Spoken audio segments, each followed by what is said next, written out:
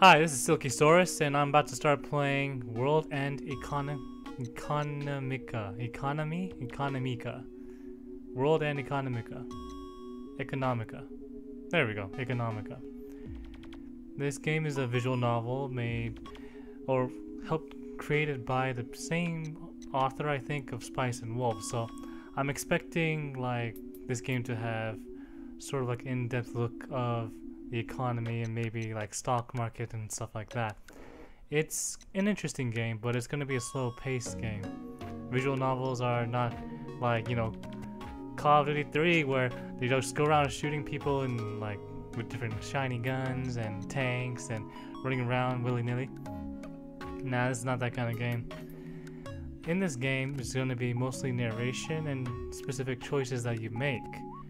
And from there, we'll figure out how to develop our character and the story as it goes along. I guess the closest thing to an American equivalent that I know of would be Telltale Games, but Telltale Games, Game of Thrones, and Tales from the Borderlands are actually very good renditions of, storytelling, and that's what visual novels do the best. They tell stories in like an entirely new universe. So, without further ado, let's get started with the English version of World End Economica. Economica.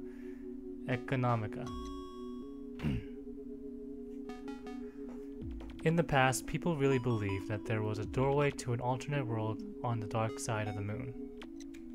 This dark side could not be seen from Earth, and it was only a few decades ago that images were successfully taken of it.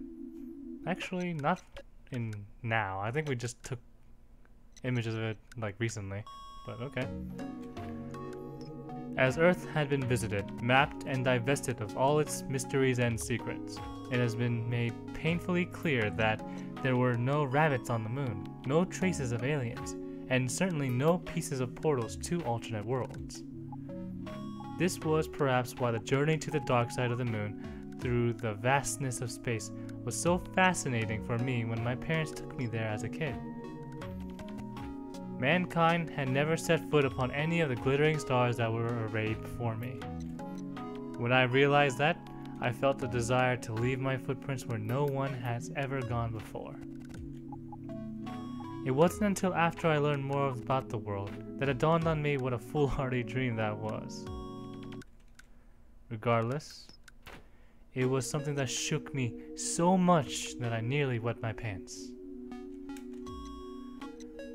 Afterwards, everything before me became a stepping stone in my mind, towards my dream of setting foot where no one has ever gone before. I had no time to waste. If I didn't act now, then someone else would leave their footprints there first. Faster. Faster. Much faster. The population continued to grow, and time ruthlessly slipped away. Only a handful could be the vanguard of it all. Not a day went by where I didn't ponder what I could see. It would be an entire new frontier where familiar places, customs, and the past would not exist. A frontier where every small movement I made would become a part of history. The footprints of the first humans on the moon could still be found preserved in the Sea of Tranquility Memorial Hall. Those footprints told uncountable tales. Footprints left in the sand measuring just shy of 30 inches. Even so, they were amazing footprints that sent shivers down my spine. I can relate. The whole new frontier outside in space, I think that's wonderful. Just to go to a different planet. Imagine a planet just surrounded by water. Just imagine what lives in those waters. That would be so cool. With a click, my mobile PC turned on. I awoke to the whirring of the hard drive. I remember those. Since I had fallen asleep curled up in my chair clutching my PC, it was difficult to get my body to move. My body felt so stiff, I was sure that a careless motion would break something. Even so, I rather enjoy the sensation of slowly stretching out my limbs from this cramped position after waking up. It made me feel alive and truly let me know that I was awake. I willed my arms to move, and then my legs. Although hardly efficient, this was how I chose to do things, and was what happened when I woke up every morning. It was a satisfying action, and one I never had a chance to savor before I left home. On top of the table, I left my rather crude diode lamp on, and a coarse layer of fat had formed on the surface of the leftover coffee in my dirty cup. Wash your cup, dude. Beside my cup was a half-eaten chocolate bar, which I reached for and crammed into my mouth. I swallowed the unpleasantly sweet chunk as the PC finished booting up. At that moment, my brain went to work as I verified that I had my wallet, memory cards, and bag on me, and that none of it had been stolen while I was asleep. It appeared that I had survived the previous night. Only then did I breathe a sigh of relief. However, in order for me to survive today, I would have to make some money. It had been 3 months and 12 days since I left home.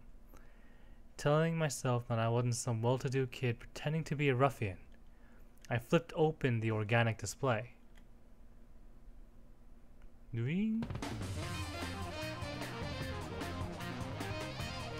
I was staying in a cheap net cafe. It was a good-for-nothing establishment that leased the Wi-Fi from another shop, probably Starbucks by the way, and its customers were of equally questionable quality. Ooh, nice afro. Hey kid, a fine morning, isn't it? As I left the booth to go wash my face, an unkempt clerk greeted me as he played a game at the counter. I figured he wasn't so much being friendly as much as he was making sure I knew he was watching me. I can relate. The only entrance and exit were next to the counter, and off to the side on the wall were the words, "Everyone pays, no freeloaders." Even though this sad excuse for a building was built in a sewage canal, I guess money will always be collected. The only thing that concerned me when I left home was finding a place to sleep. Though I had some money, I couldn't really change my appearance. A fine morning.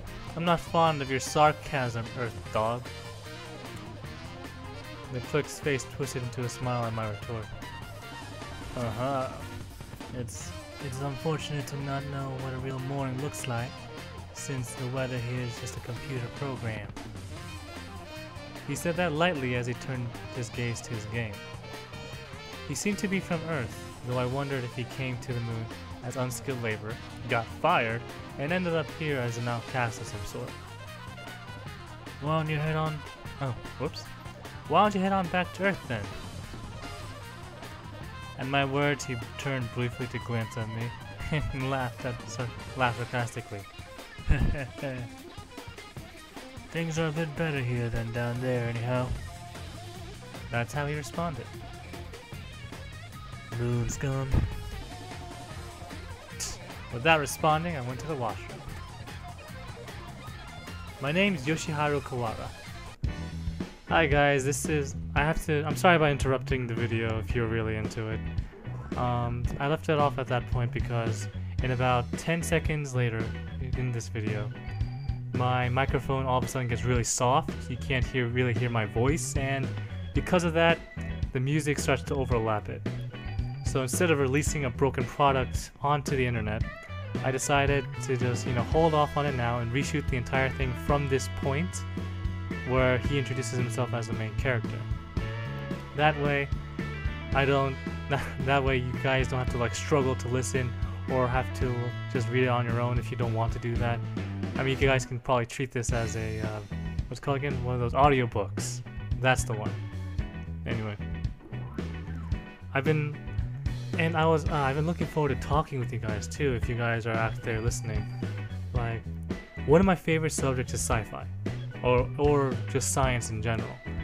The prospect of space travel, visiting an entire new planet, an entire new solar system, seeing sights that probably can't even be imagined by us on this world. something like that really, tickles my fancy, I just, like, one of the planets that are possible out there is a planet just composed of entirely of water. Now, this is probably not good for those who can't swim, but I'm just imagining if water is like the source of life, like how life started on this world was because of water, or was because of like freak science that managed to compose RNA and DNA molecules. Well, I'm not going to get into that. Anyway, but what happens on another planet that has been existing for millions of years, possibly billions of years? And what could be living on that right now? Could they be as smart as us? Could they solve problems? Could they even communicate with each other with complex words that describes things? Things like that. Anyway, I've just been rambling on, but if you guys had a planet, any kind of planet, it can be from science fiction or it can be your own version of whatever planet you want to go to, what would that be? What would it have? I'm really curious. I'm genuinely curious, and I want to know your answers, because the universe is a vast place. The Earth is just a tiny blue dot in an ocean of darkness and dark matter and dark energy. Anyway, I'm sorry for rambling on. So if you did enjoy the video, please slap that like button, and if you really liked it, just go ahead and subscribe, and then when we start the next video, you can come in for another discussion, or even just, making fun of me, or watching the visual novel, or watching another video. Anyway, thanks for watching. I'll see you guys next time, okay? Alright. Bye.